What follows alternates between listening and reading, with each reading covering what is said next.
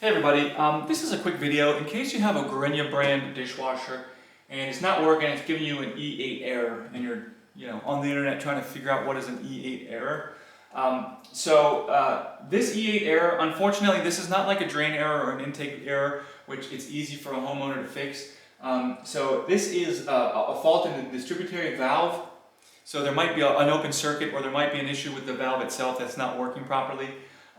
And you're almost certainly going to have a technician to come figure out what's going wrong. If you're comfortable, you can open the electronics of the machine.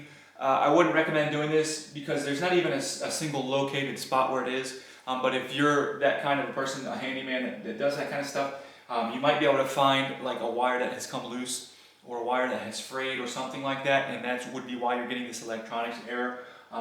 But with an error like this, you're better off just calling for a technician to come work on your dishwasher.